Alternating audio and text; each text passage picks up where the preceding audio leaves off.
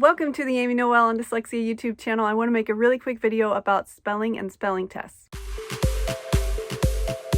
I'm going to talk about the content of spelling tests, the format, the grading, and how to practice for spelling tests. These principles can apply to adults who are trying to learn how to spell too. The spelling words, first off, need to be within the student's orthographic mapping abilities. So if I can kind of summarize orthographic mapping, it is when all those phonics rules and phoneme graphing, phonological awareness stuff is internalized so that reading becomes automatic. So the spelling words need to be within their level of orthographic mapping, otherwise they won't be able to remember them because their minds will not be able to map the sounds. So rule number one of the content is make sure the words are within the student's current understanding of phonics or within their current orthographic mapping abilities. Rule number two, the spelling words could come from phonemic rules being covered in their reading intervention program. So I mean, all of these things I'm suggesting don't have to be applied. You can pick and choose when you're coming up with spelling accommodations. You could also just adapt the spelling test that the rest of the class is taking by choosing fewer words and picking the words that you want to work on. Or you could do the whole test like everybody else is and not get graded on it. I don't know if this is a good idea because it could affect a child's confidence to take a really hard test. I mean, if they're not seeing the results of the test, maybe it wouldn't matter.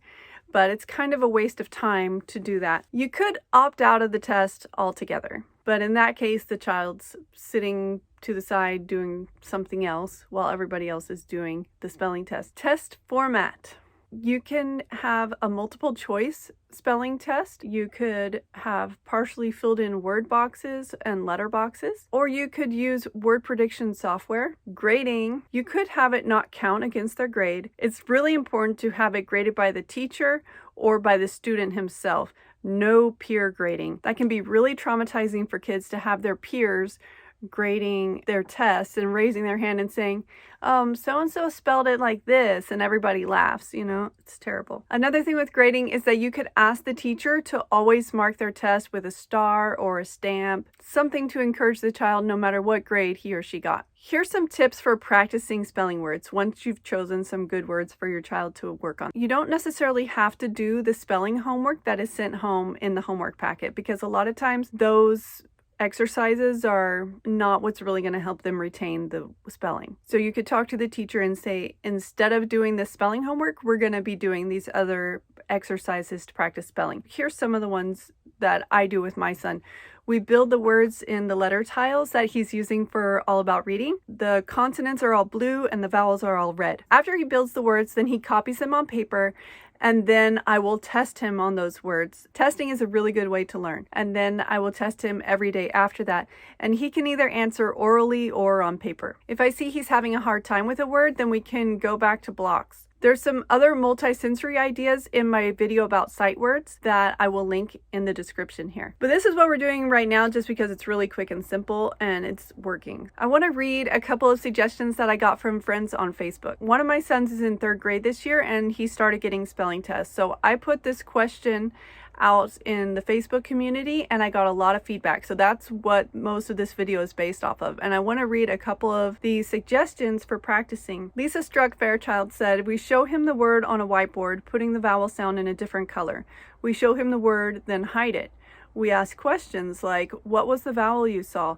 What was the sound of the first consonant? So he's like, picturing it in his head. What's the blend? Can you spell the word backwards? Then I have him write it. We started this with short 4-letter words and he can learn his 3rd grade spelling words this way. However, I just know spelling will always be hard, so I don't worry about the grade on this. That's very similar to what the Barton Reading and Spelling program suggests for practicing spelling words because that program has spelling built into it. In the description, I will list out what the Barton Reading and Spelling program suggests doing to practice spelling. I know that it includes writing the vowels in a different color and picturing the word up on the wall. This one is from Dana Snell Fornes. She said, spelling tests were always a struggle. We never studied the challenge words. We focused on 10 words, then added more once he got there. We only did 2 to 3 words a night so that he could do a lot of repetition. He wrote out the words. We'd then do a mini test the next morning and add more words throughout the week. I always asked for the words to come home on Friday to start 2 to 3 words over the weekend. We had pre-numbered test sheets in his desk at school. Some weeks he did great, others not so much. If I noticed he was really struggling, we'd change our goal. Teaching kids how to break apart words or grouping words with similar sounds helped my son a lot. We never focused on his score, just trying his best. The teacher marking his test with a star or good job, keep up the good work, helped build his confidence.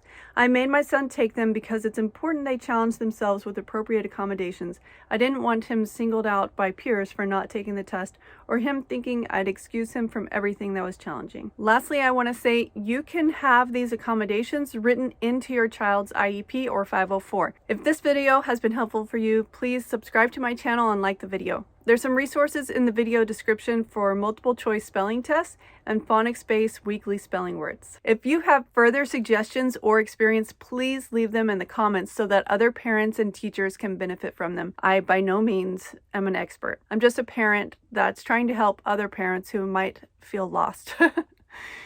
Because I know that feeling. Have a great day. Bye. Oh, that's smart.